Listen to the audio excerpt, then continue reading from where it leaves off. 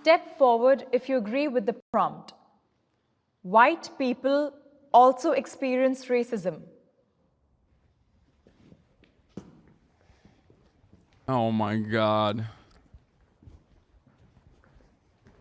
I think racism is definitely not a one race against the other. It goes all ways. It doesn't matter if you're white, if you're black, if you're Asian, it doesn't matter. You could experience racism no matter what color your skin is. I think that people have a propensity to kind of have an aversion towards what's different from them. I've been called a cracker before. I've been told I was going... No! No! That was in context. I'm sorry. I'm sorry, Twitch. Please don't ban me. What the fuck? Are you serious? Are you serious, dude? Oh, no. Nor.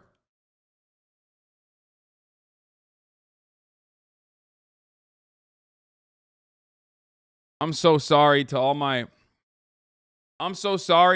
Caucasian fans. I'm so sorry that she just dropped the C with the hard R like that.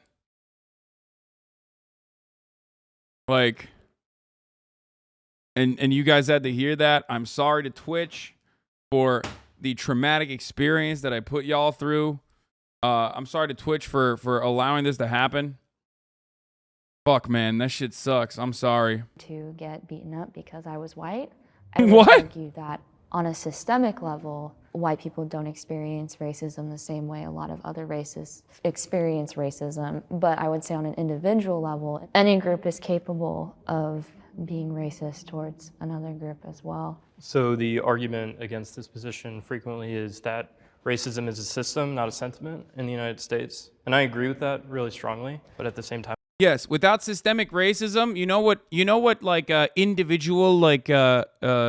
individualized racism is? Without systemic racism and historical precedent, bad words. Hurtful and bad and meanie bobini words, okay? That's the entire point. That's the entire circumstance, okay? That's what the problem is. If black people had material equality in this country, if there were amends that were made for chattel slavery, which is like, you know, ethically speaking, morally speaking, I don't even know if you could ever even account for it, right? Such a historical wrong, right? If you could do such a thing in a hypothetical scenario, the N-word would not be as powerful as it is, okay? That's the point. Like, the problem is systemic problems against black people still exist. It is white supremacy is baked into all of our institutions. That's the main issue. Okay? Individual prejudice versus systemic racism have such a huge divide between them. Yes.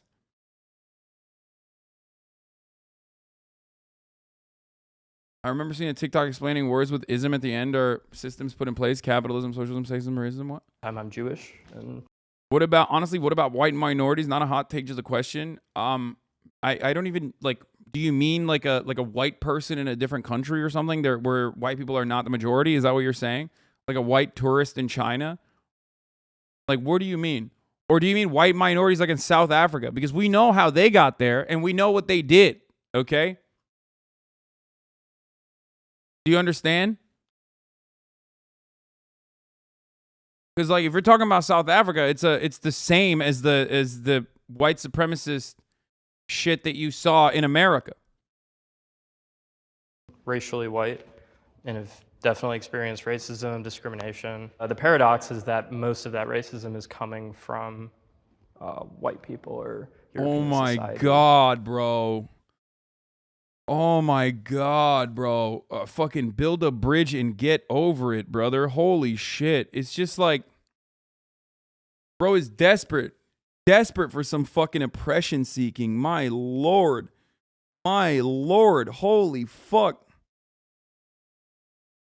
Like, unless he's talking about oppression that he's faced in the form of anti-Semitism as a Jew, okay?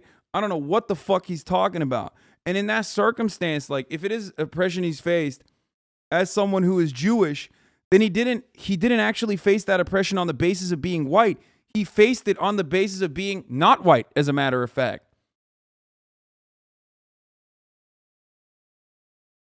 You know what I mean? Like, when Jewish people were facing oppression, they weren't facing oppression as white people. They were the outside group, because whiteness as a concept, as I have described many times over, is a social construct developed with the specific and express purpose of otherizing black people and non-white people in the outgroup and justifying the untold amounts of oppression that you are forcing these outgroups into by denying their personhood, by denying their personality, by denying their humanity.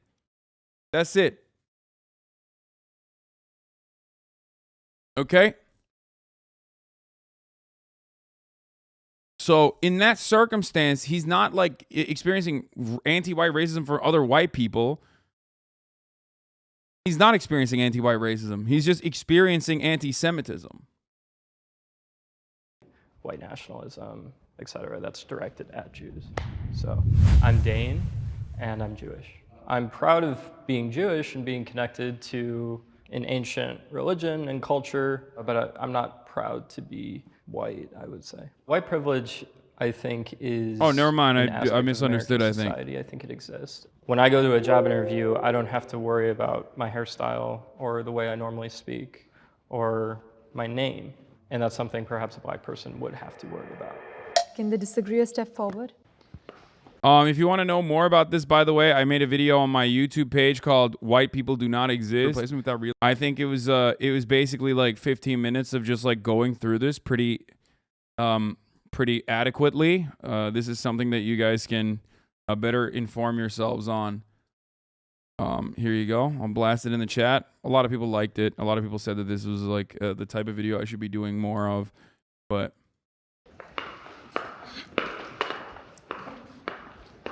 So I just want to say that I want to validate everyone's individual experiences. I do also believe that white people experience bias, prejudice, but the reason I did not step forward is because by definition, racism is tied to power and economics. You talked about systemic discrimination. I don't feel white people experience racism by definition and by actual concept. What is the definition of racism and who wrote that definition?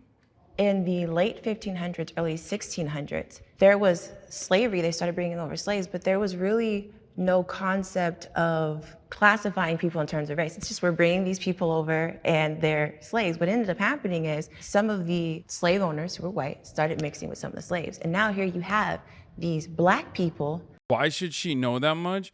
Man, come on, guys. Like, what do you mean? Don't do this fucking whole, like, emotional labor shit.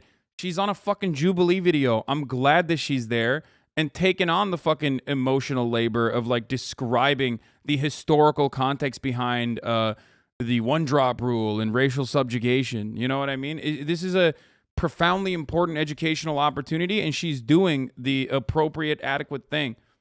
Slave owners who were white started mixing with some of the slaves. And now here you have these black people that look like the people that are owning things. So they're like, whoa, whoa, whoa, whoa. The theory of race was formed to classify a group of people who would be lesser than and have less economic power. And this would be imposed against them for hundreds of years. So that has not been the white experience in this country, but it does not invalidate the things that white people experience. It's just not racism by definition. Is it prejudice? Is it bias? Is it wrong?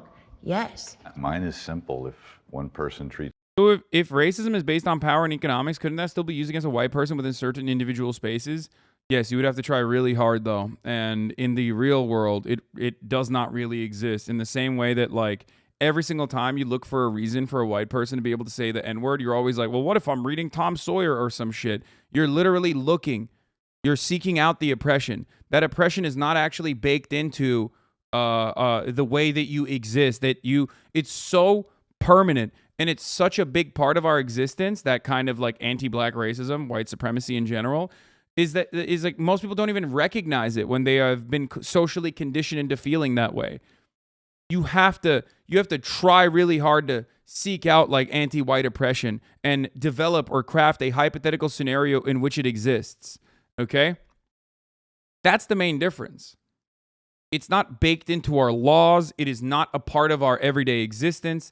That's the main difference. If you're looking it out, if you're seeking it out, and if you're looking for it and aggressively looking for it and even failing to find it in most circumstances, so you make up hypotheticals in which it can potentially exist, and it's not the same as systemic racism that has been a foundational principle of American societal development alongside genocide of the indigenous population. Treats another person differently because of the color of their skin. To me, that's racism. I will tell you that I was stopped by the police plenty of times when I was a young man.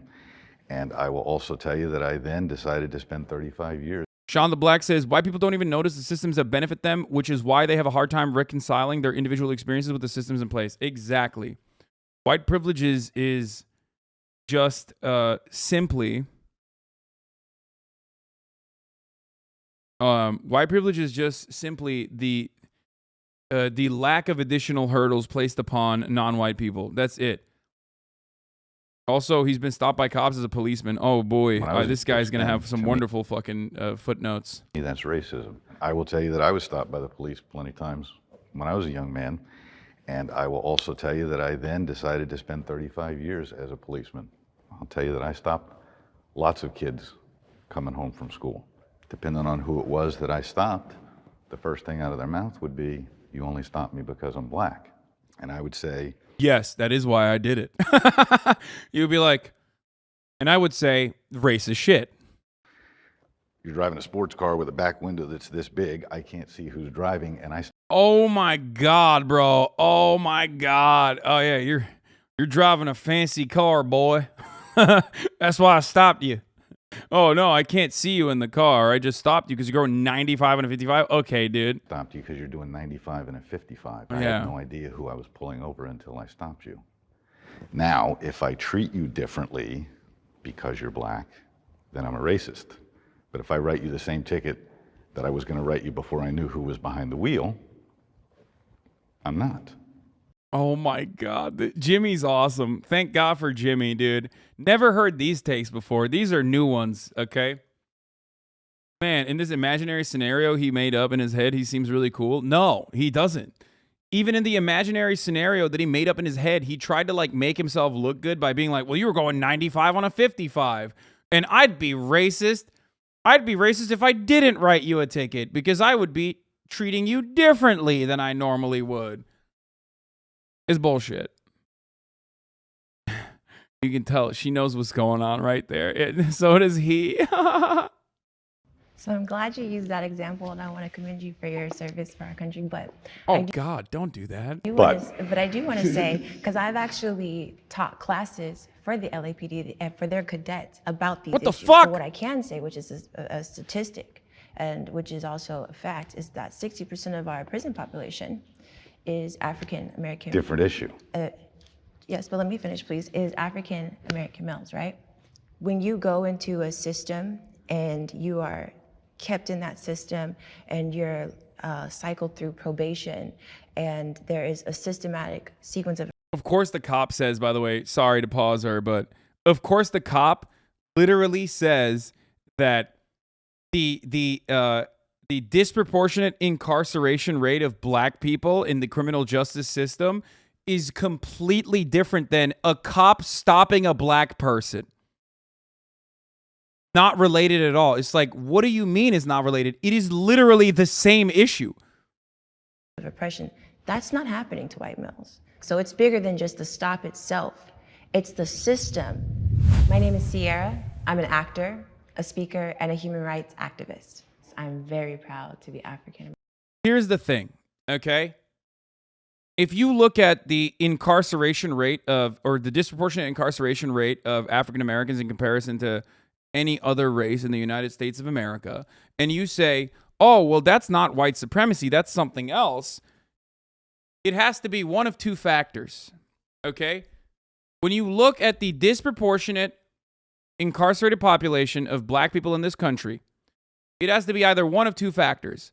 It can be external qualities or internal qualities. And if you think these are intrinsic factors, right, then you're just racist. You're just saying it's their genes, it's their genetic predisposition to doing violent crime or whatever the fuck. But if you believe that it's external factors, then you understand that this is a systemic issue. And therefore, you believe in systemic discrimination of black people, historically and in contemporary society. That's it. Either you believe it's the material conditions, or you believe there is an intrinsic factor at play there. There's no other way out of this argument. Okay? And they have a different culture is a cop-out. That's what pussies say, okay? That is a way to try to traffic racist ideas or white supremacist ideas under the guise of a different name, okay? Why? Rap music is the most popular form of culture, okay? It's the most popular commodified form of art that it has international audiences. So why is it only impacting black people differently than it impacts white people? Do you understand? The idea that it's like, oh, it's their culture is just a different way or a cowardly way of saying, no, it's it's racism, but with the extra steps.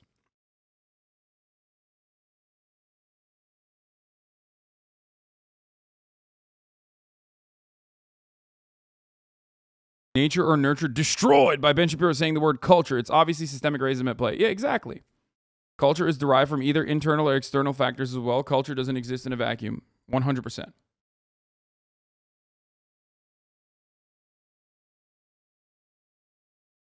Restating my question because it didn't pop up when you click. We have the words for interpersonal versus systemic racism. It sounds like some people didn't want to keep addressing that black people can be the real racist. Bull. So they just said it's only racism with systemic oppression. Can you explain why we should do this with the new definition? Because it isn't common definition, nor does it pop up with Google. We'll ask twice, no spam. I don't understand what you mean by that. Oh, the whole like racism has to happen at the systemic level, and the individualized form of racism is something different than systemic racism. Is that what you're saying?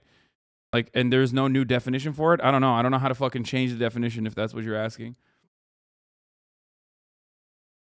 It's actually really sad because they've gotten a lot of black people, including one of my closest child friends, to believe that black people are intrinsically prone to failure and criminality. This is also why the Democrat crime bills had hella black support in the 90s.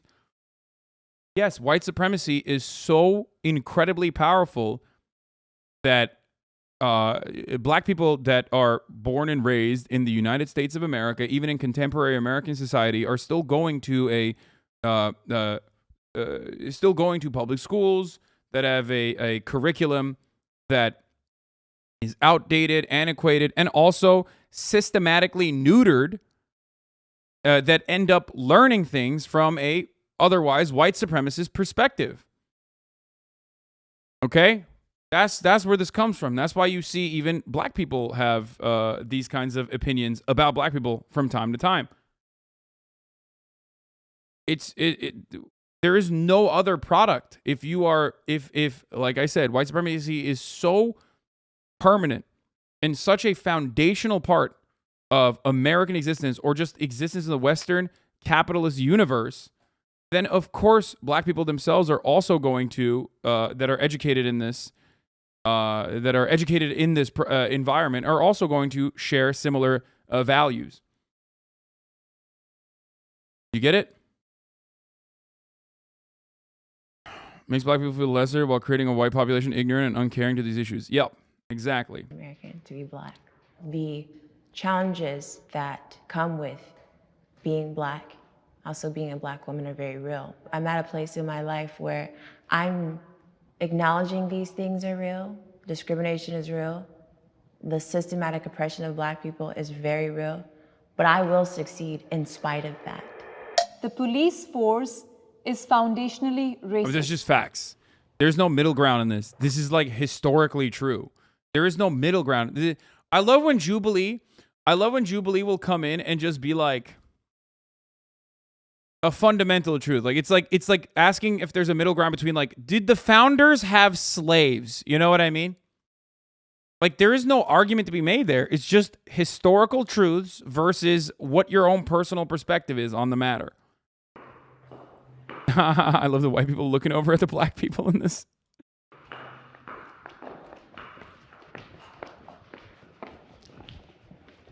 I want to start off by saying I don't think that every cop out there today is racist. Why not? Just say it.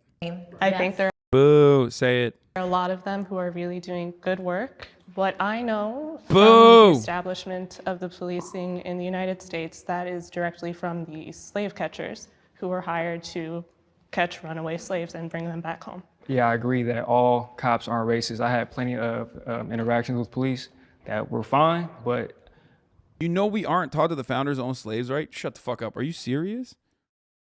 No fucking shot, dude. What? No, they definitely did. You just didn't understand it. What? In the American school system, you are telling me right now, because I didn't go to school here. In the American education system, you do not learn that the founding fathers, pretty much all of them, with a couple exceptions, had slaves? No shot.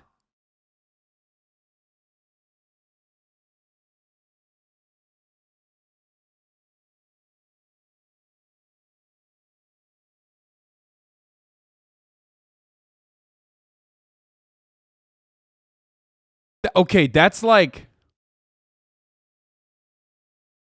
bro, that literally, what you are just describing is akin to like whitewashing the crimes of Nazi Germany.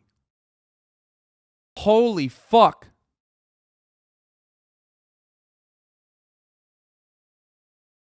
Did a poll? Wait, there's a poll in the chat. Stop it, dude. Did you learn that the founding fathers had slaves? Oh my God, 70% are saying no. What the fuck?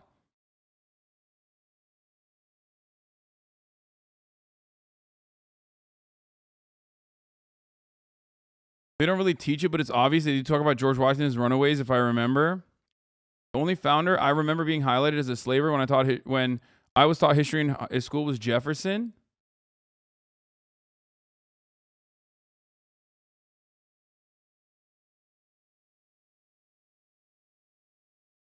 Briefly mentioned, but not intentionally taught. Dude, 68% of chat currently is firmly stating that no, they did not learn that the founding fathers had slaves in school. That's because 70% of your followers are idiots? Yeah, probably, dude. It must be that.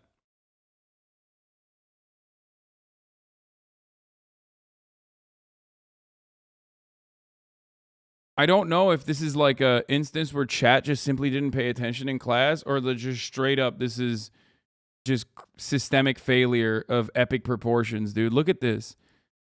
67%, 3,000 votes say, no, they did not learn that the founding fathers had slaves. What is happening right now?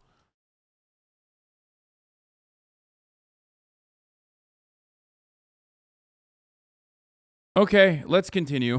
you know, I was told by a former police officer who Jefferson's a big one because they said he felt bad about and was nice to them. What? He was nice to them? What does he mean? Nice to his slaves? What? What?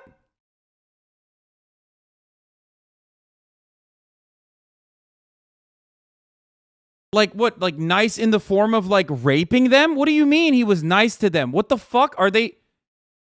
First of all, you can't be fucking nice to someone you have enslaved. And also on top of that, Thomas Jefferson was like additionally fucking gross too.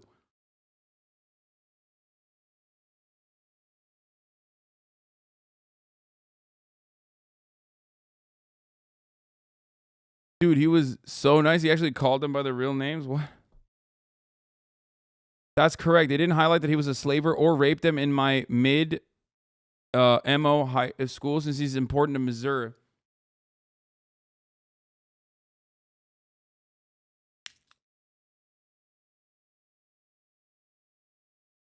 Bro, that's crazy. Study.com, learn. U.S. founding fathers and slavery. Bro, read the sentence. Did the founding fathers own slaves? The founding fathers said that slavery, mixed history. Founding fathers used the term to describe the several dozen men who helped frame the U.S. Constitution. Some of the founding fathers did own slaves, but slavery was a divisive issue among them. Yeah. So divisive. That's such incredible liberal framing, by the way, to be like, you know, they had slaves, but they were arguing about it. Doesn't that make it worse? Because that implies that there were people that understood that it was like, first of all, this framing immediately dehumanizes black people, right? Because you want to know who didn't like the fact that there were slaves? The slaves.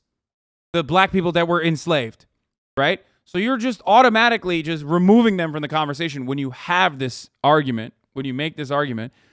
But also, it's actually worse than you think, because ultimately that means that there were people at the time that totally understood that this was really fucked up and morally abhorrent behavior. And the founders were like, nah, I still ride for that, actually. This is why I love using the George Washington example. For those of you who don't know, at the time, there were laws to forcibly free enslaved people, okay?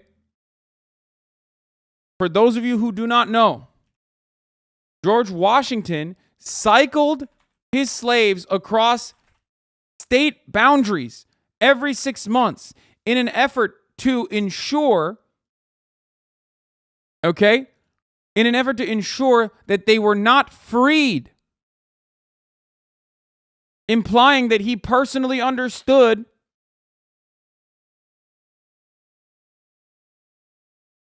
that, like, at the time there was literally a fucking law around it, and that people totally saw the moral morally unjustifiable act of enslaving a human being.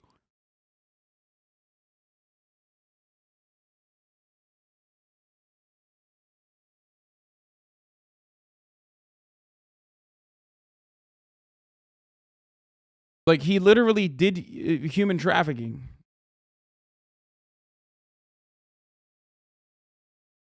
Hold on. Here it is. SmithsonianMagazine.com. George Washington used legal loopholes to avoid freeing his slaves. One of his slaves fled to New Hampshire to escape becoming a wedding present. That's G-Dub, baby. That is straight up GW right there. America's first president was wealthy and powerful, and his possessions included false teeth, tricorn hats, and nearly 150 slaves. George Washington owned slaves and relied on their labor, and as Erica Armstrong Dunbar reports in the New York Times, he used legal loopholes to avoid freeing them, even as northern states worked to abolish slavery.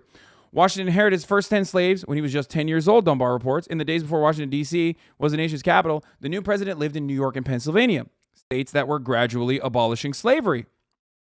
But Washington wasn't eager to get rid of his own slaves, says Dunbar, even when he moved to Philadelphia. So in 1780, Pennsylvania passed the Gradual Abolition Act, a law that freed people after they turned 28 and that automatically freed any slave who moved to the state and lived there for more than 6 months. This part is really important. Dunbar tells the story of how Washington got around it. So not only did this motherfucker know that it was bad, not only did he know that, like, other people around him knew that it was bad, he literally fucking used a loophole to avoid freeing the enslaved people that he, had enslaved. Fucked vibes for Washington. Washington developed a canny strategy that would protect his property and allow him to avoid public scrutiny. Every 6 months, the president's slaves would travel back to Mount Vernon or would journey with Mrs. Washington outside the boundaries of the state. In essence, the Washingtons reset the clock. The president was secretive when writing to his personal secretary, Tobias Lear, in 1791. I request that these sentiments and this advice may be known to none but yourself and Mrs. Washington. Republicans will call what I'm doing right now the RT.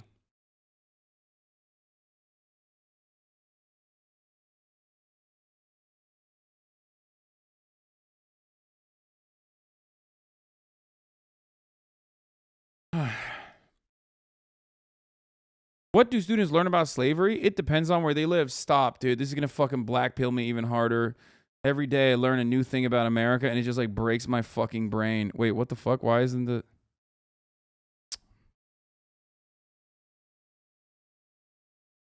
Fuck!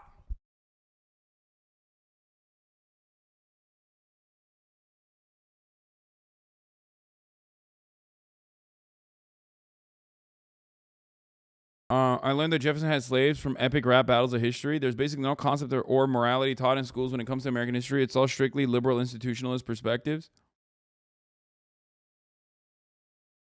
I don't know if you know this, but in public school for the longest time, and maybe still, we were taught that G. Washington's false teeth were wooden instead of a couple of teeth from his slaves. Oh, that's I knew that one. I knew the wooden teeth thing was like fake. Or I knew that they teach the fake wooden teeth story. Wait, I think I got it. I did. Fuck!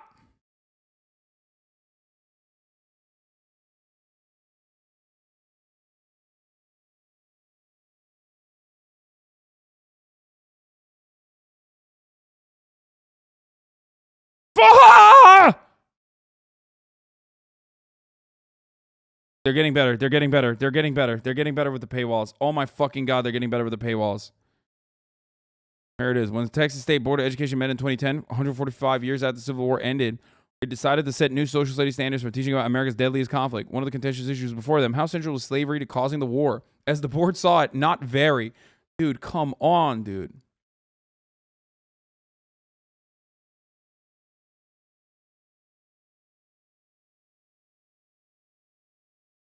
Is American slavery compassionate or cruel? More than any other factor, slavery isolated the South from the rest of the United States. While abolitionists cried out to bring the cruel practice to an end, Southern slaveholders defended the only way of life they knew.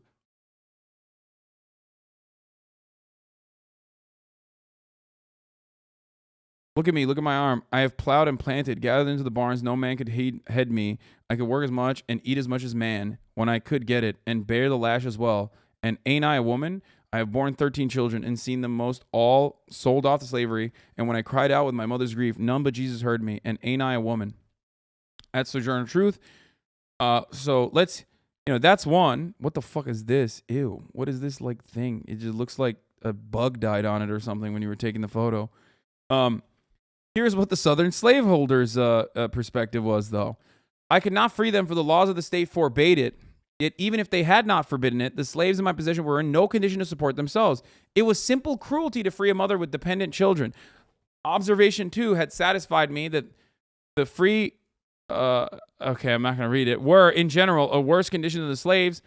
The manumission, setting free of my slaves to remain in the state, was not to be thought of. Should I send them to Liberia? Some of them were in a condition to go, but none of them desired to. If sent, they would be forced to leave wives and children belonging to other masters on nearby plantations and dwell in a strange land. I love both sidesing American slavery as like the compassionate thing.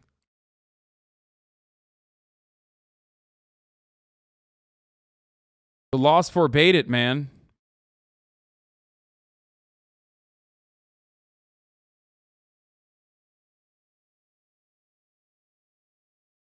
Anyway, pretty cool stuff. Let's get back to this.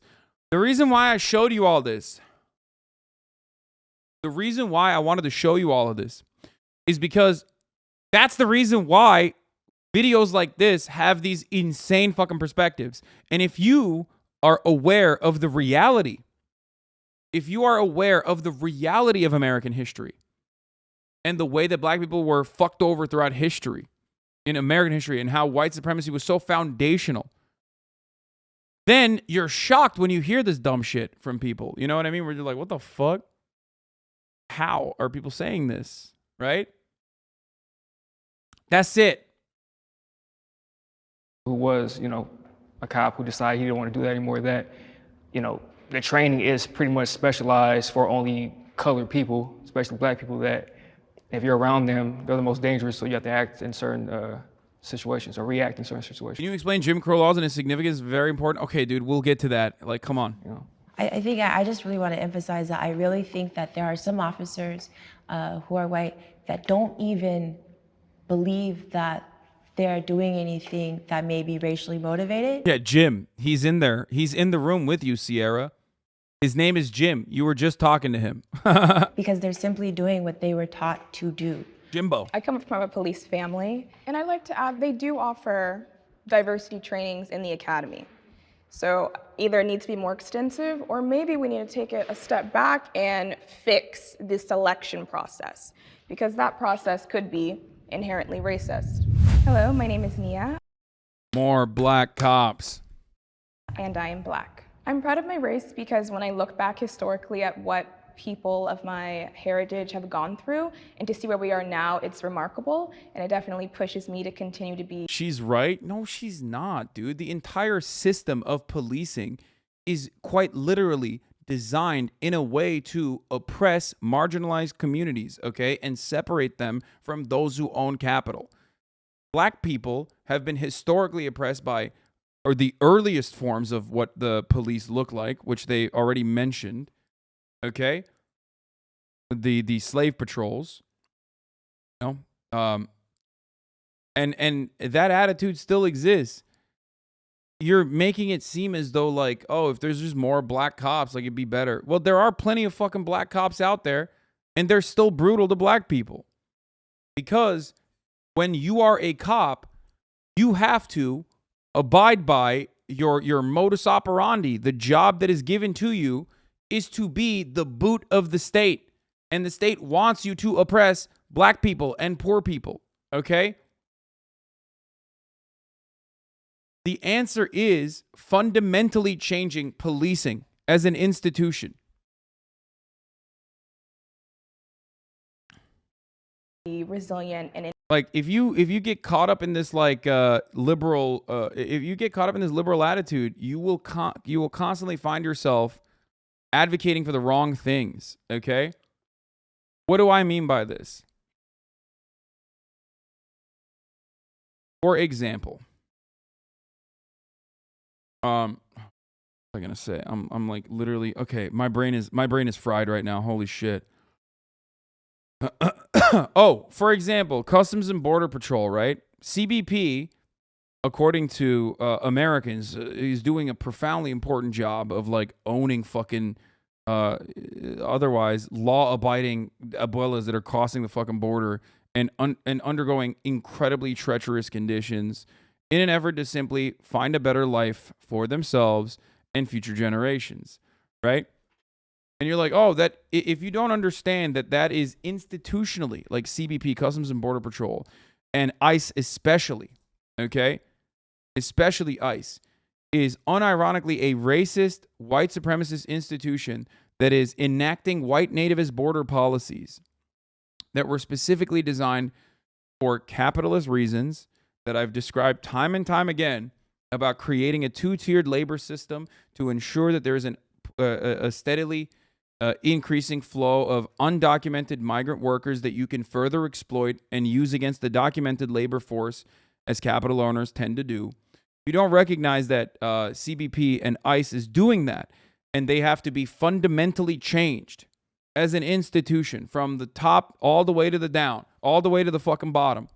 Then you're failing to recognize the gross realities, the horrific conditions that they put people through. And you can get owned immediately. Like CBP is 52% Hispanic. There you go. Customs and Border Patrol is majority Hispanic. Did you guys know that? So what happened? Are they doing something different because they're majority Hispanic? No. Yeah. It doesn't work that way. It's not about the race or the skin color of the person that is doing the oppression. It's what the oppression is and what their job is and what they're there to do. Well, that must mean that they're leaning on Hispanic people, huh? Yeah, notoriously. Okay? innovative as they were.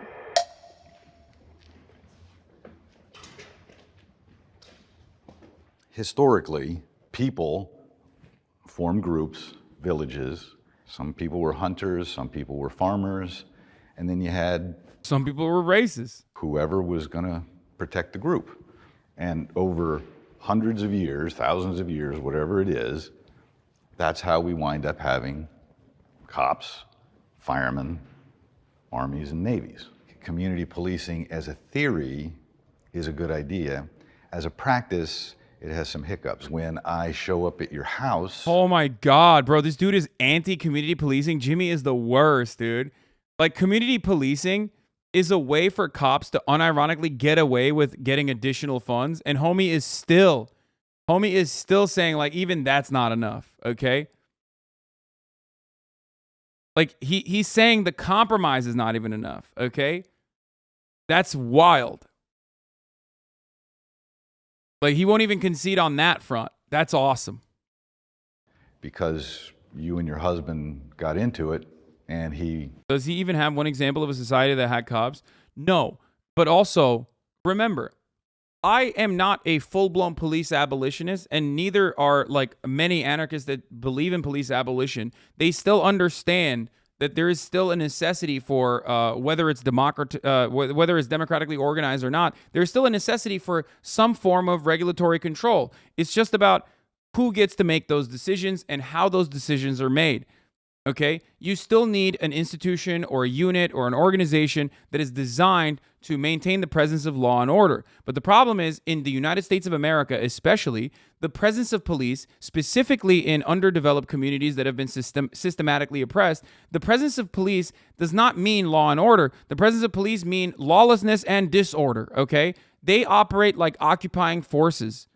They operate like a military in fucking, like a military force in Iraq or some shit when they're operating in Chicago or when they're operating in black neighborhoods, okay, in Los Angeles and everywhere else around the country. That's the issue.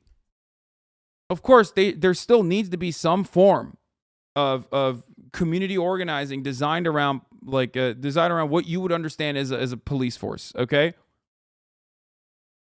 But currently, in theory, police are supposed to protect and serve the citizens, right? But all they fucking do is protect and serve the interests of capital and those who have capital. Their job, historically and still to this day, is about protecting capital. That's it. That's what they do. beats you up, and I'm friends with him. So do I want to take him to jail? He's my friend. Or I live in the same neighborhood. And Bro, this dude is actually disgusting. Like, he's using such pleasant words, but what he's saying is so fucking disgusting. He's not even agreeing to the compromise of, like, he's not even agreeing to the fucking compromise of having, like, cops be from the same neighborhoods they police. Like, he thinks, no, they have to be, like, these jackbooted thugs that have no sympathy for those who they are policing. And I go deal with some guy who's a really bad dude, and he says, I know where you live, I know where your kids are. So to some degree, we have to have a little separation. This is going to get into a hot button topic, but I will tell you that, you know, when I watched the horrible video of George Floyd, I will tell you that I can justify many of the things that happened, but I cannot justify 9 minutes on his neck or back. But what I can also tell you is I, as a policeman... Wait, what? I'm sorry, what? But I will tell you that, you know, when I watched the horrible video of George Floyd, I will tell you that I can justify many of the things that happened. Like what, motherfucker? Like what? What can you justify in that? Because that process was top to bottom. Every part of that was fucked. But I cannot justify 9 minutes on his... Oh man, what a good guy, dude. ...neck or back. But what I can also... Yeah, homie's like, I would have done it for 8 minutes. You know what I mean? 8 minutes and like 59 seconds, but not 9. I would have done it for like 8.5 minutes. That would have been okay, but not 9. Aren't I so nice? Yeah.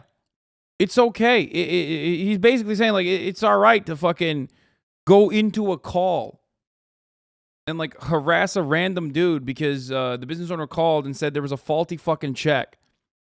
No part of that is appropriate or acceptable. What the fuck? So tell you is I, as a policeman, and this is my personal opinion, only two, the officer who was on him for 9 minutes, he probably spent too much time in the same neighborhood dealing with the same problems over and over again that he became jaded.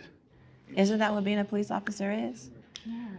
Yeah, oh, dude, he's a product of his environment, dude. Like, you don't understand, boys. Like, it's because all the people that he was being racist to leading up to this event, that's the reason why he was racist once again and actually acted out in this incredibly racist and violent way. It's never the fault of the policeman himself. It's still, he's just the product of, he personally learned the racism through the experiences of the black people that he dealt with. That's awesome. Yeah. That's great. Thanks, man. Thank you for justifying something. This is the best cop you could get, by the way.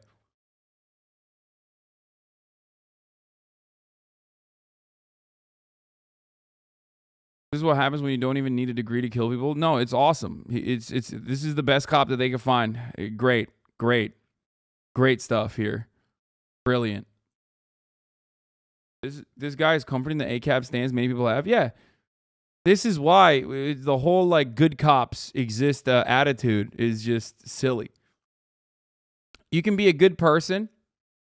Okay. You can also join the police force under morally righteous assumptions, especially because that shit's taught in every aspect. That's like learned behavior. The cops are good and they're like diving in front of bullets and diving in front of fucking dicks to stop rapes from happening and shit. That's what Hollywood teaches you. So you can ultimately join the police force thinking that you're going to be a good person and you're going to do right by your community. And there are plenty of people who do, right? I'm sure. And you can even maintain being a good person just, while you're off duty. Not all cops are, right? I would say that the minority probably good. Outside of policing, of course. But you can't be a good person while you're being a cop. As long as there are unjustifiable hierarchies, as long as there are unjustifiable laws that you are upholding with violence and with violent behavior, with the threatening of taking your freedom away, which is one of the most violent things you could do to someone, you cannot be a good cop. That's why people say there's no such thing as a good cop. Okay? You can be a good person, can't be a good cop.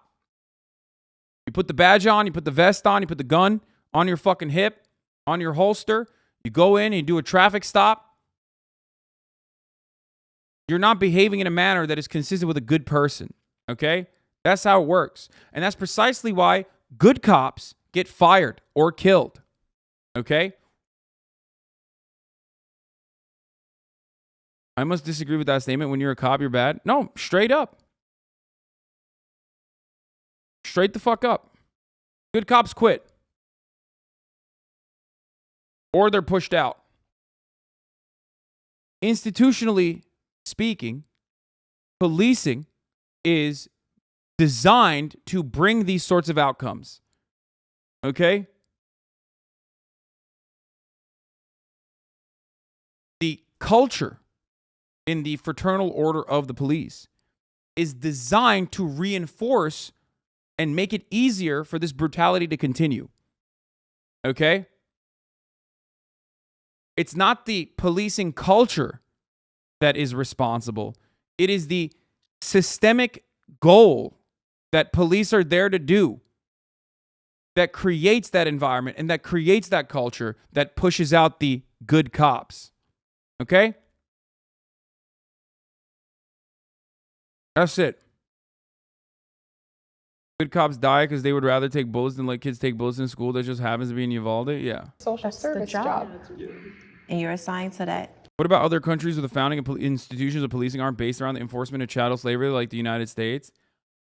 All matter of policing historically has been designed, regardless of what country we're speaking about.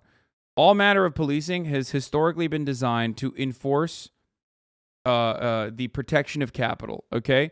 Because even in the North, for example, where chattel slavery wasn't as preserved, cops started off, or the brigade of policing started off around areas of commerce. So in the South, they were slave patrols. In the North, they were designed around areas of commerce, specifically harbors. So the goal of policing in the North, or the goal of like what would be designed into a police force, was still very much designed around protecting capital. Pinkertons, for example, would engage in like espionage, corporate espionage, and also on top of that, would break strikes and destroy union organizing and even kill them at certain points.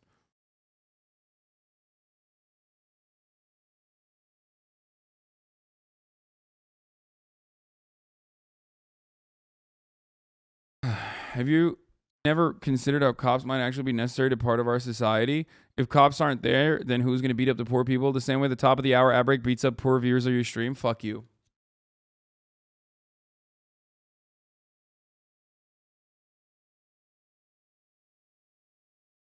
At the top of the hour, there's a 6-second ad break.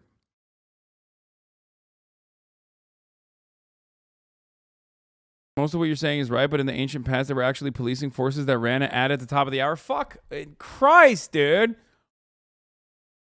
Come on.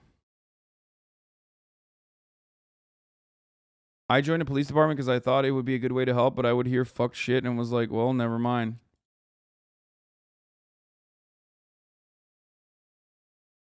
I got double killed, dude. Back to back.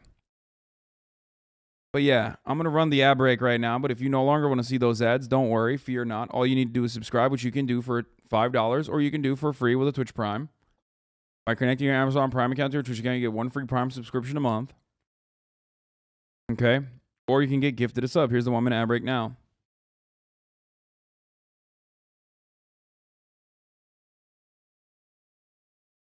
Like mods exist. Okay, here's a good example. Just like mods exist to protect Hasan, police exist to protect the rich people. That's a great example of my argument, which is that there still needs to be some semblance of order. And without moderation in this community, this chat would not be designed in the way that it is. So no, mods are a perfect example of the necessity of some form of control and some form of policing that is completely appropriate. You would not appreciate this chat if people weren't getting fucking clapped up. This would not be a safe space for marginalized communities. We would not be able to have educational conversations or back and forth, right? At all. So yes, I still understand, and I still do believe, so Hasan is admitting that he's a capitalist institution. Exactly. I still believe that there is a necessity for some form of policing. You don't need to call it police or whatever the fuck, but ultimately it still needs to exist. There still needs to be some form of regulation, some form of control. Okay? So yes, that's a great example. Thank you for bringing that up. Districts of that community. But I think you need to move around so that you get to see other things. You don't become that jaded. The police, no matter what your race is, we have to be integrated all together with the community. And it doesn't have to be community policing, but we all have to understand each other more. I think cultural competency would be very helpful. Like, that's my issue. Whether or not the foundations of the police force was or still was racist, now we can change that, but it starts with cops. Like, at the end of the day, it's the bad police officers that are our issue. Not all police officers, but the bad police officers, we need to vet them out. And the good police officers, we need to, encourage them to be amongst the community. How do we vet them out?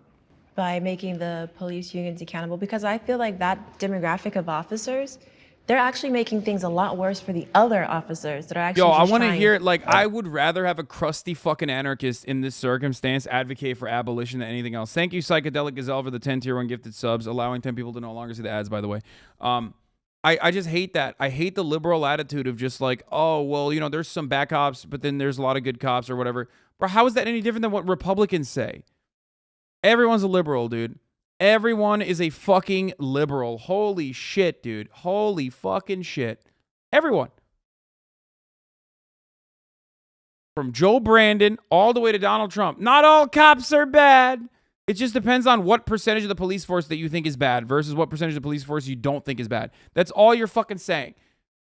Republicans think all cops are good. Democrats think most cops are good.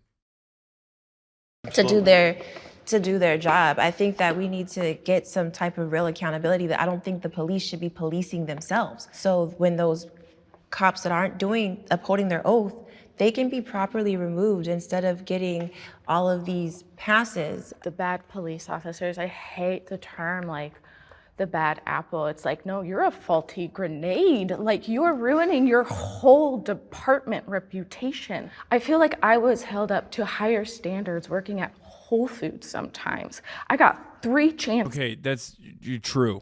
Like that is like categorically correct for the record. Yes, you do get held to a significantly higher standard when you are employed in functionally any other job in modern society.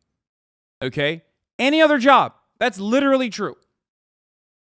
If you work a minimum wage job, frying French fries at McDonald's, you get held to a significantly higher standard than a cop. And the training, even for a hairdresser in most states, is more rigorous and comprehensive and longer than the training for a police officer.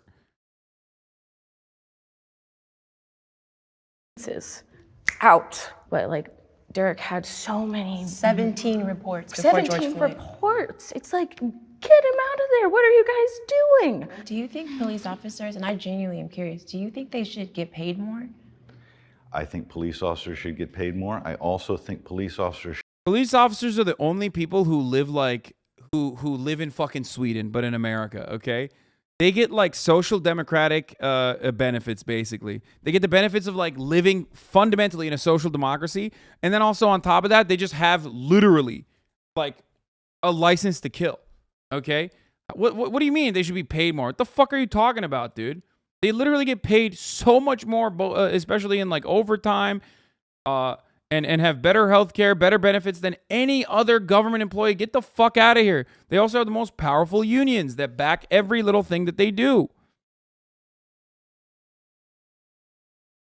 should do less. Why do I get sent to all of the mental health cases? Why do I get sent to all of these things? Now, I'll tell you why I get sent to them, is because we'll stop sending the police there, and then something horrible and tragic is going to happen, and they're going to say, why didn't we have a cop there?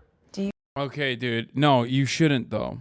Do you think we need to have different divisions like mental health and just other, or maybe even specific police that are just for the schools? Like, do you think that that would help with a lot of the issues? No. We do have... Also, that attitude is wrong as well. I've mentioned it time and time again. We are living in a constant state of fucking paralysis, fear-induced paralysis when it comes to these sorts of situations, okay? First and foremost, Uvalde showed once again what we already fucking knew, which is that like cops aren't necessarily any different than unarmed individuals in where it matters the most, okay? So that's number one. Number two, cops shouldn't be dealing with like mental health trauma and mental health circumstances, because when you're a hammer, everything looks like a fucking nail. Okay? So in a lot of circumstances where they should absolutely not escalate, that's the only thing they know how to do. And they end up escalating in incredibly violent means and end up killing people when they should not have killed someone.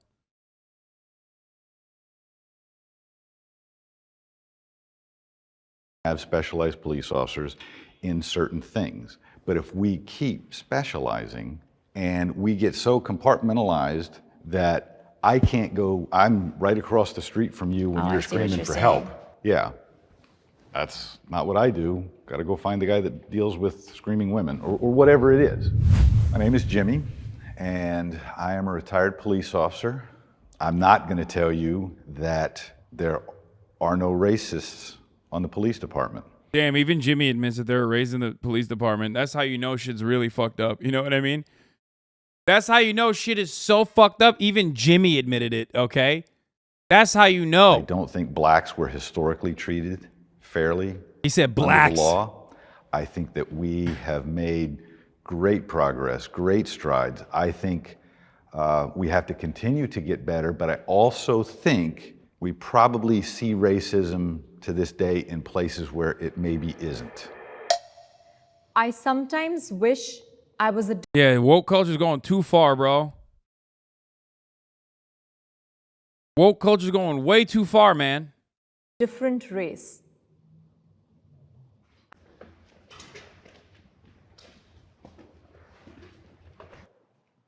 I'd say not so much these days, but definitely 100% when I was a kid, I wish I was white. I grew up with my white mom. I didn't see my black side of my family after a certain point. I grew up in a small town. I was often the only student of color, definitely the only black kid. And I had this kinky hair. I couldn't figure out how to work with it. And everybody also would call me an Oreo. It was always just being othered. And so being a kid, you know, you just want to fit in. And for me, I wanted to be white. I just wanted to look like my mom, wanted the nice straight hair. And I just wanted to feel like included. Yeah, I remember in elementary school, like I was thinking, no man is ever gonna like me because I freaking look like this. And I just remember hating my hair because as soon as puberty hit, it was just, it just blew up and people kept on asking, do you even need a pillow to sleep at night? I'm like, I can't stand these questions. I can't do this. I'm Jordan and I am biracial. I think being biracial is definitely like living in the in-between because culturally, yes, I grew up white and I... Bro, Logic really set back biracial rights by so much, dude. Every time I hear someone talk about like being biracial, immediately in my mind, I'm like thinking, oh, I'm Bobby biracial. It's just like,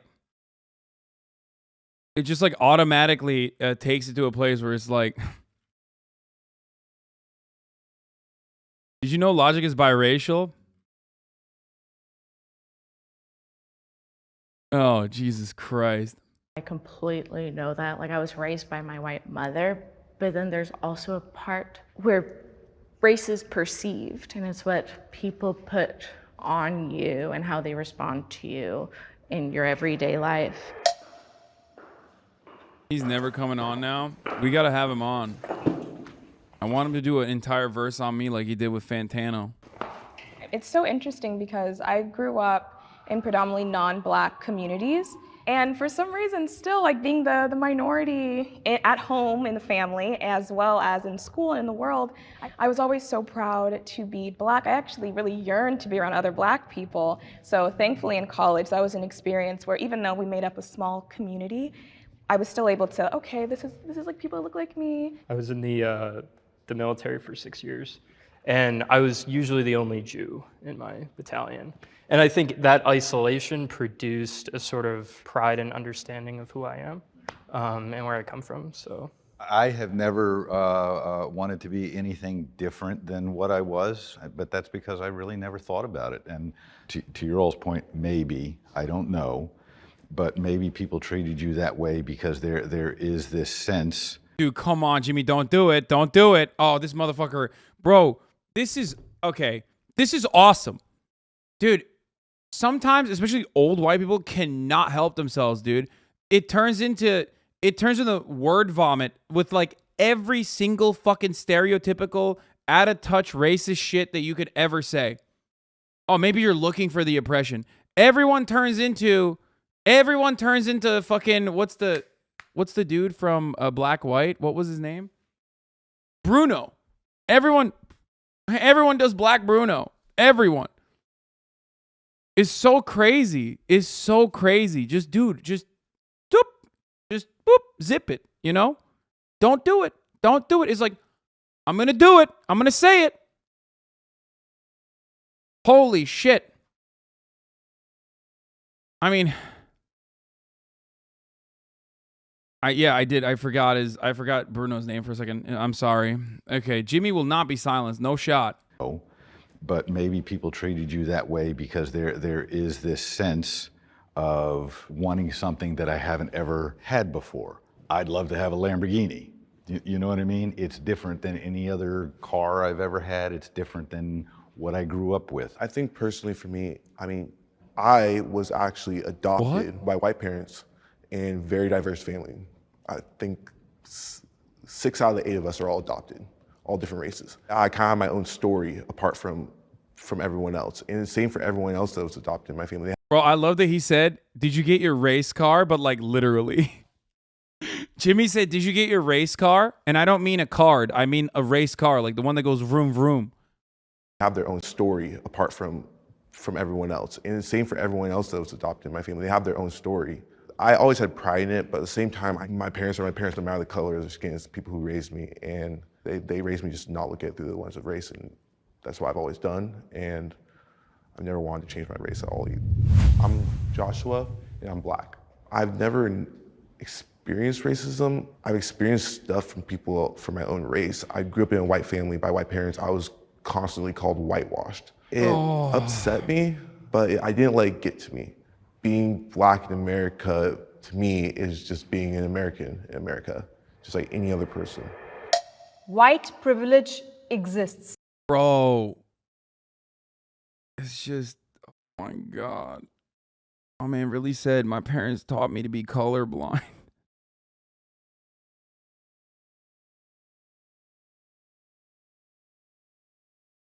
Jubilee is so wrong for this. Yeah, dude, what the fuck? They didn't have like.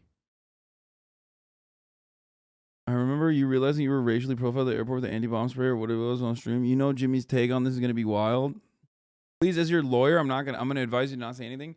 I mean, this is unironically exactly what I was talking about earlier. Remember that like racism is so permanent and so foundational in American societal development that black people don't even recognize when they are sometimes advocating for white supremacist values.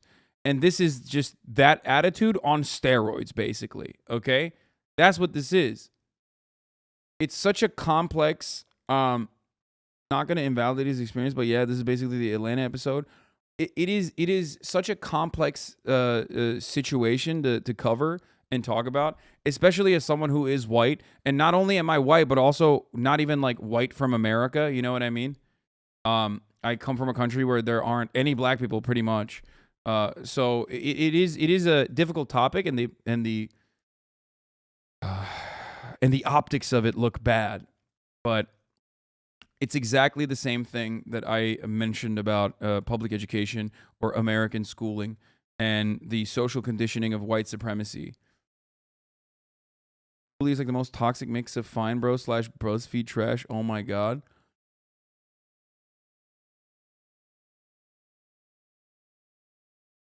I mean, she grew up in a upper middle class, like white neighborhood. He grew up in a white family that adopted him and 6 other people that were all, white and non-white.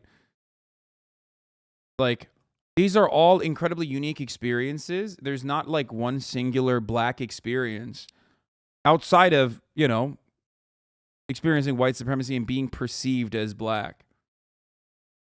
But sometimes your social conditioning is so powerful that it literally overpowers you in a way where you don't even fucking see the racism that you're experiencing. It happens. Why do Americans always talk about race? Bro, substitute it for like talking about the Romani people or something, okay? I don't know why Europeans act like they're above racism. Like, holy shit, dude. Like...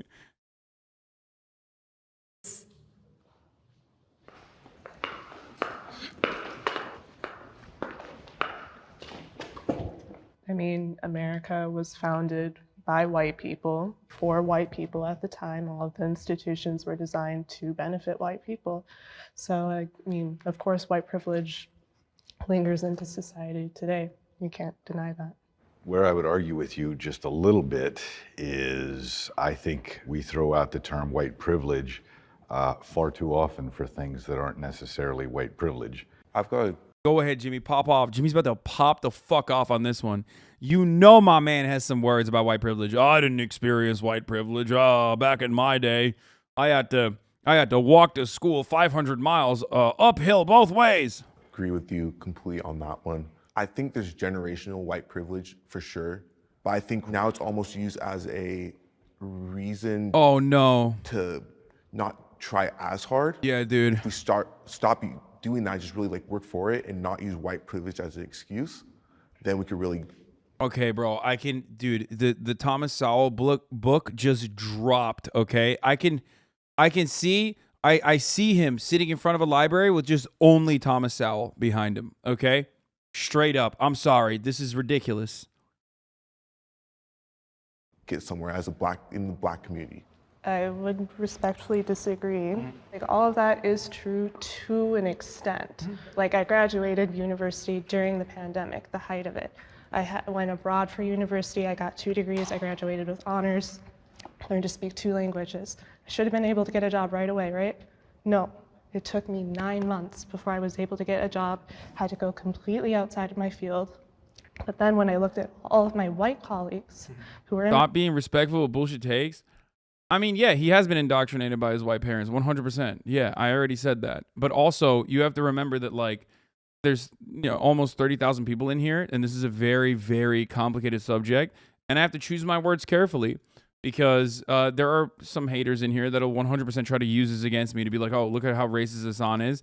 And especially because I don't want to have my ass eaten in the fucking QRTs by Black Twitter, okay? That's why. Because every time I cover this sort of subject matter, there's hella people that will just like, all it takes is like one fucking Twitter thread to pop off. And then immediately, oh, it's like Hasan is so racist, Hasan is so racist. And obviously I don't care. Like ultimately, whatever the fuck people say, that hasn't changed my attitude. I've been quote unquote canceled. It's not even a real thing. A million times over. But and it's not, it hasn't changed my perspective on anything. But no, she said respect. Oh, he was talking about her saying I respectfully disagree. I'm sorry. Doing that, just really like work for it. To an extent. Like I graduated university during the pandemic, the height of it. I went abroad for university. I got 2 degrees. I graduated with honors. Learned to speak 2 languages. This is why Black people don't like you, bro. Why? White defender. This is why Black people don't like you, bro. This is why Black people don't like you, bro. Your name is Blazin. Also, there's plenty of Black people in here. What the fuck are you talking about? Talking about the adopted guy in the video? Oh. Should have been able to get a job right away, right? No. It took me 9 months before I was able to get a job, had to go completely outside of my field. But then when I looked at all of my white colleagues who were in my program, all of them were hired immediately. I need to introduce you to my daughter. For the record, like, this is anecdotal, right? Like, she's describing her own personal experience. Except it's valid and adequate in this circumstance, especially because her own personal anecdotal experiences correspond to mountains of empirical evidence. So remember that. It's not like, hiring practices and racial discrimination in hiring practices is 100% something that has been adequately studied top to bottom. I keep saying top to bottom. We know it is statistically true, yes. She's white. Took her a long time. And I'm not saying that. I'm saying just she didn't get her job in what her degree Yeah, that's right. My white daughter had a hard time getting a job, so fucking owned. is in either. I respect that, but my point is saying me comparing myself to the white students who were directly in my position, they're successful, I'm not. This country was founded upon white people coming and then putting in act Jim Crow and other laws saying that if you are not white, you are genetically inferior. You are not even a person. And some of those laws are still, and those systems are still in place today. 2 things can be true. You can have had a very hard time. Privilege is not just limited to white people, but to say white privilege doesn't exist from a historical context, to me, is respectfully absurd. Something that I learned about recently is the privilege that exists in the medical field, specifically relating to the birthing process in giving epidurals. There was a study that's recently, or was debunked, that said that Black people have a higher tolerance for pain, which then has been falsely used by people who help support births in being hesitant to provide the epidurals for Black women giving birth. Medical racism, for the record, sounds so fucking insane, but white supremacy is that insane. When you hear about it, you're like, what?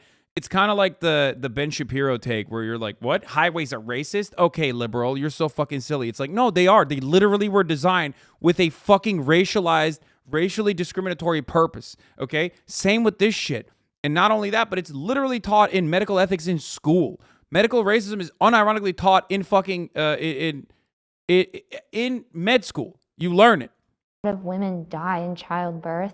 I don't know the exact statistics. So 3 times. Black women are 3 times more likely to die from pregnancy-related cause than white women. Multiple factors contribute to the disparities, such as the variation in quality healthcare, underlying chronic conditions, and structural racism and implicit bias. More likely Black women are to die. Thank you. The fact that I will be taken seriously more seriously than a black woman in my place if I should be giving birth at some point. I see that as just an absolute privilege. My name is Bryn, and I just graduated, and I'm currently gaining hours to becoming a licensed therapist. As a therapist in school, we were taught to approach things with what's called cultural humility. Cultural humility is being curious, and instead of trying to have all the answers, working collaboratively with the client to kind of. It is not privilege, but rather that there are some biological differences that has to be taken into consideration. What? If the entire field of medicine is overwhelmingly dominated by white people, or rather non-black people, okay? And then, no, hold on. Guys, I don't think that person was being a Nazi. I think he was, no. Stop. He wasn't doing race realism. Or maybe he was, I don't know. I'm trying to be as charitable as possible. I think what the chatter was saying is that, actually, yeah, he probably was being a Nazi. What the fuck am I saying? I was gonna say, like, the biological differences that need to be factored into consideration are unironically so marginal that it's fucking bullshit. That's precisely what they're actually literally teaching doctors not to look at when treating black patients. So yeah, I was being too nice. I tried, but I can't. Let me see what else this motherfucker said. This is the first thing he popped off with. There was a case of John Oliver where a wife having complications after birth, but her and her husband were afraid to complain and get labeled as an overreacting black woman, and she ended up dying. Yeah. Understand where they're coming from. I have been fetishized for my race.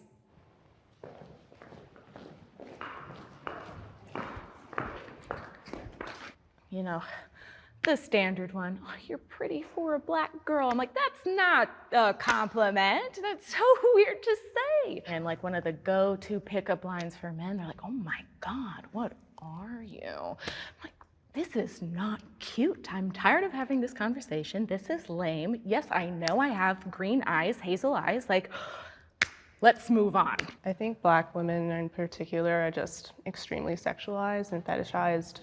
Every day I go out, I'm making sure that my outfit is, okay, because I don't want to draw certain attention the way. Someone in the chat said, "This is the one time I wish Jimmy would speak." That would be so funny if Jimbo came up there and was like, "Yeah, that's right. Everybody wants some of this hot white piece of ass, and I hate it." Way I wear my hair, if it's in an afro, if it's in puffs, if it's in braids, I'm going to get treated differently. Yeah, every single day something happens. So there's a form of positive anti-Semitism where Jews are perceived as like being put together, coming from money, being doctors, lawyers, and women are attracted to those sort of things. And then also too, like, all Jewish men are circumcised. I'm not gonna make any jokes about this. But like every single Jewish friend of mine would clown on this take that I'm just circumcised. Some women have that preference.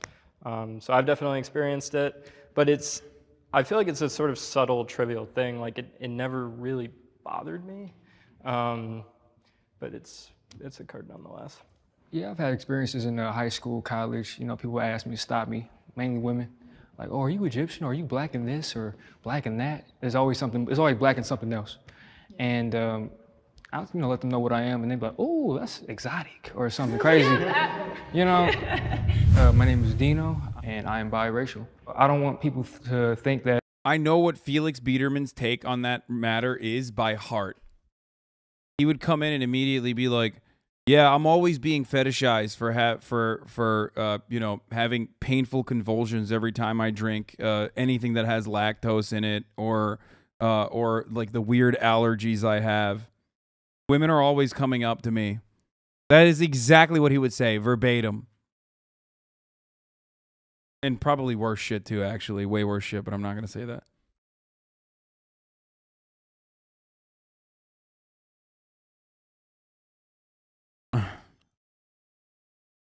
Have you been fetishized? I don't know, because I'm fucking white. I don't think I have. Like, Dude, once you are seen as white, it's a wrap. Like, what do you mean? The fetishization is like ridiculous. It's not the same. That moment when you're being perceived as either Arab or Middle Eastern, Russian, or Latina, the only thing I'm half of these, so the fetishization is crazy. Like, this shit's been going on since I was 12. Like, come on. You've been fetishized just not for your race? I mean, I don't know. Chris Walker fetishize you, but yeah, but like it doesn't mean anything. It's like objectifying a man, right? Like, you motherfuckers try real hard sometimes, okay? And it does piss me off every now and then, but ultimately, like, the objectification I go through is not impactful in the same way that like objectifying women is, because it doesn't matter. It doesn't like actually impact me in the same way that it does. I'm not expected to be hot. It's like a bonus. Hasan, you are 30, wearing hidden New York and have painted nails? Bro, are you a mobile chatter? Like, what are you talking about? I am currently not wearing hidden New York, nor do I have painted nails. Like, what are you?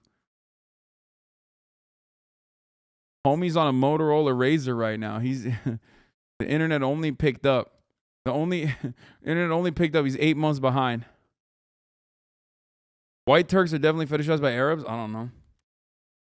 That I'm like split between being black or white. I acknowledge that I'm mixed, and the objectification / fetishization of black men does have actual impacts, though. Absolutely. That's what I'm saying. That's why I was laughing at like a white person or a white person saying like, "Oh, I'm being fetishized." Biracial, but for the most part, growing up, I was always considered black. I consider myself black. My family did as well. So I don't think we should live in a colorblind society, but I also don't think we should stay stuck and feel like we can't move forward and still thrive and accomplish things because of our skin color and where we live in America.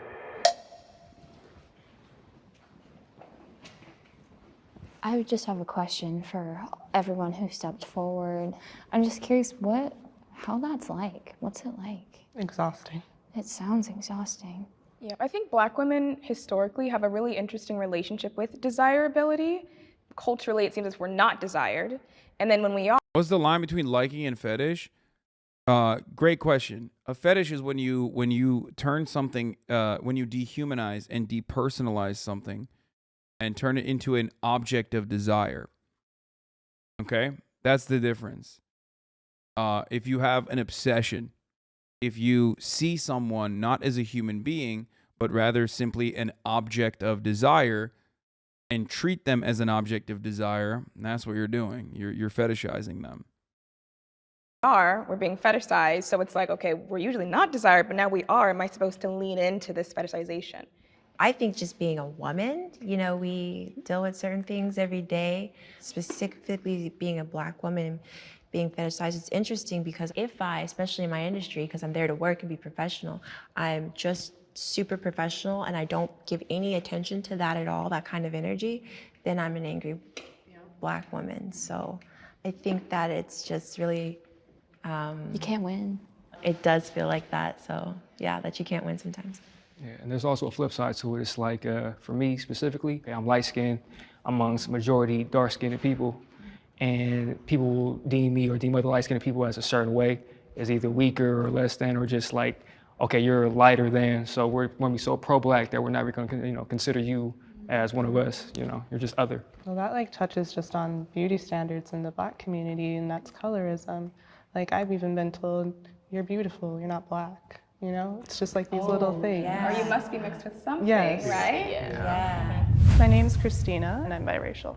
I have been fetishized for the color of my skin on both sides. Black men will be really into me because I'm light-skinned, or other men who are not Black might be into me because I am that Black girl, but maybe I'm not too Black, and that, for whatever reason, is appealing. Being deemed as exotic or something other is just very problematic, and that plays into a lot of issues of colorism within the Black community at large. We need reparations for the Black community.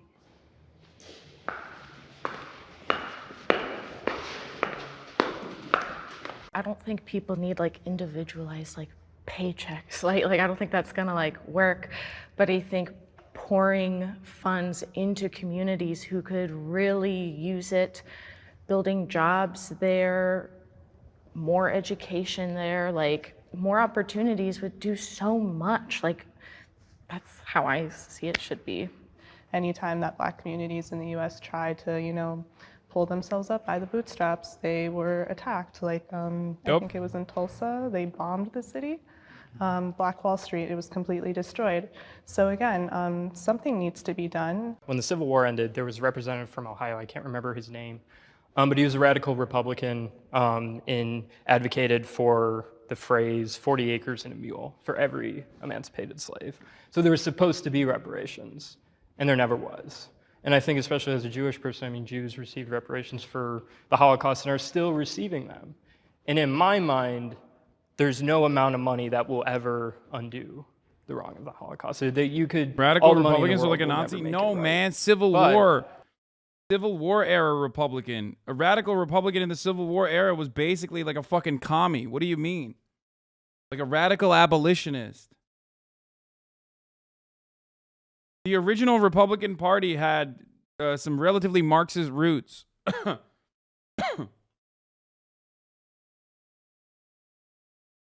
only that, but our boy Carl was very fond of the Republican Party.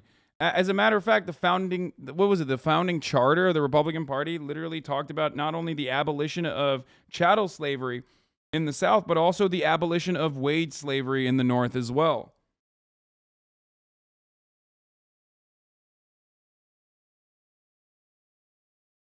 Yeah, Carl Jacobs.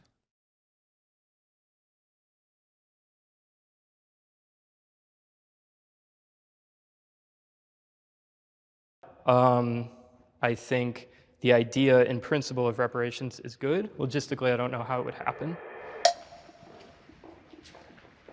Color me surprised that Jimmy was anti-reparations, by the way. I just wanted to say the reason I stayed back was because I You want me to predict what Jimmy's going to say? I think it's inappropriate. Racism is over, or slavery is abolished, and that reparations would be logistically impossible to do and also not good. Not only that, but it's also racist, like affirmative action. And that government giveaways is part of the reason why black people are held back. And then the dude from the white family who grew up on, the texts of Thomas Sowell will nod along and say, yeah, that's true. I wasn't entirely sure what was meant by reparations, but your example of the Holocaust, I would say that I agree. Similar reason, when I think of reparations, I think of something similar to a stimulus check. My worry is with the lack of financial literacy, will we actually make strides? So I would love the idea of investing money into programs in underserved communities, something like that. But I do have a fear that even if we did have the money without...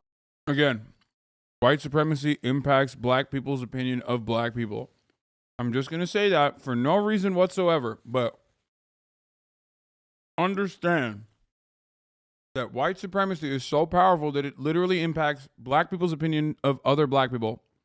that generational knowledge of how to take care of our finances, that it would just deplete and defeat the purpose. But even if that were to happen, though, I still think that that would still be the right step, Yeah. We'll give these people the funds or whatever. We'll give them our promise, and if they float or sink or whatever, that's on them. At least we as a country took the right step. I'm all for money going to the community. I am for that because the communities right now are the way they are because of things in the past. But to give out checks to individual people, there's a difference between learning from the past and then still getting caught up in the past. Damn, dude, he cut out Jimmy. I was wrong. I thought Jimmy would be saying this and he'd be nodding along. Turns out he's the one saying it. God damn. I mean, if I had a time machine, I could go back in time and be like, hey, you never gave us the 40 acres and a mule. I would be all for that, and I would get on that for the people who were affected and actually went through slavery. But in today's age, like no one's experienced it and gone through it. Yes, the communities are taking hit by that, but so I mean, I've never. You don't think your ancestors experienced slavery? I think they do, but I haven't. I've never been in it, so why should I get a check from somebody else who never put? You should be going way way back. So what? Look at her face. Oh my God, bro. I think they do, but I haven't. I've never been in it, so why should I get a check from somebody else who never put? It should be. Hold up. You should be going way back. So what about the people who are the descendants of the slave owners who are still reaping the financial benefits of your ancestors who slaved in those fields for literally generation after generation? You don't think that during that time, your great-grandfather could have been building You know what's wrong about this narrative, by the way? White guy here, gonna cut across here and you know, stop a black woman from talking. Here is my take as a white guy. Problem with reparations, or the way reparations are discussed in this country, it's discussed from the framing of righting a historic wrong. Reparations now, as it stands, is not just about that. There is, of course, some psychic damage that you are repairing, as Dr. Cornell West talks about. Okay? But reparations, as it stands currently, is not about, oh, my bad, here is the fucking money for the slavery thing, oopsie. It's about repairing the material conditions that have been drastically undermined as a consequence of chattel slavery. So it's not even about like righting a historic wrong.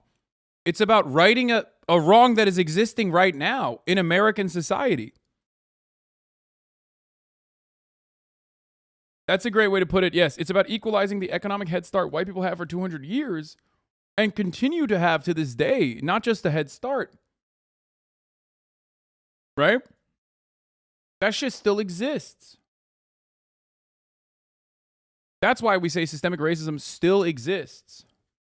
In America, the number one predictor of wealth is how wealthy your parents were. Yeah, your zip code.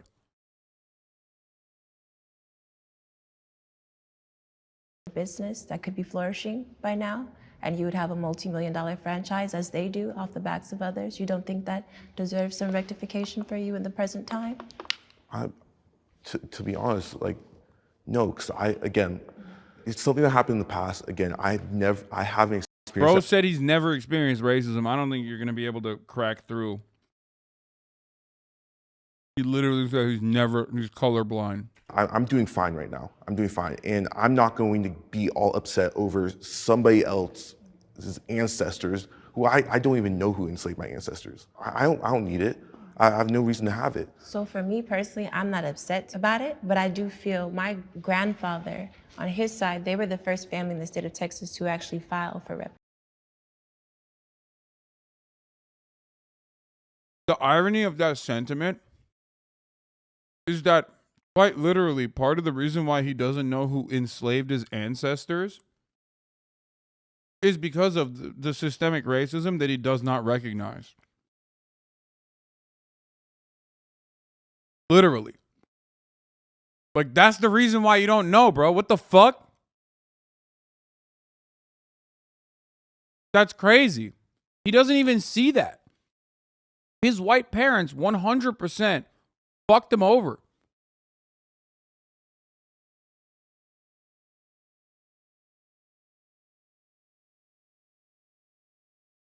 Can you explain? I mean, what more to explain in this situation? There is a reason why black people or the concept of black culture exists, and it is somewhat well-defined and tangible. It's because it is a shared culture that was created through intergenerational trauma and struggle. Because there was no culture to be had when black people were stolen from individual African nations and robbed of their cultural identity and turned into this one massive blob. Okay? That's where black culture comes from. That's the reason why there's a concept of black people or black culture, because it was one that was born out of the struggle of experiencing and overcoming chattel slavery. In America, when you're a white person, you can trace your lineage all the way back to the fucking potato famine, okay? You can trace your lineage all the way back to Poland, all the way back to Greece, all the way back to Turkey. I know what my fucking grandparents and their great-grandparents did, right? I know all of that shit. That's a privilege that I have that black people do not have, because at a certain point, there's a cutoff. There's no documentation for where people came from as slaves. There's no Ellis Island. Do you understand? That's the reason why he doesn't fucking know who enslaved him, who enslaved his great-grandparents. And he's still out here fucking hyping that system up and saying, well, I don't see it. That's crazy.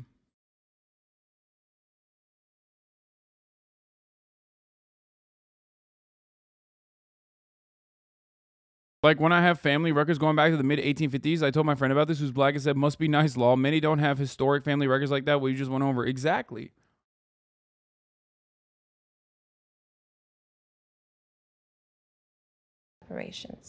And for me, I'm succeeding in spite of that. But to this gentleman's point, when the government says, hey, we're gonna do a thing, obviously the government in itself saw the weight in the air of the wrong, just as the German government did. I think if I want to buy 90 gold chains, that's my business. I think it would be unfortunate, but I think that if I'm entitled to something, I think it should be in the same fashion that the people of Jewish descent got it. I think it should be in the same fashion that the people that are Japanese descent got it.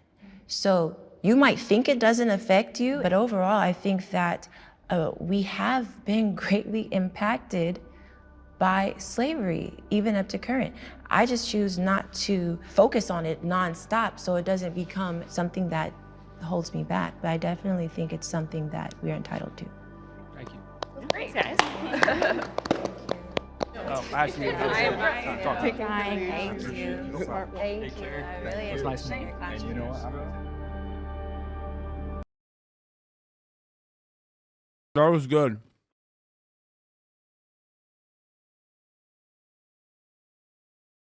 Surprised that Jimmy didn't say anything about that one. Jimmy was awfully quiet. He just let Joshua spit instead.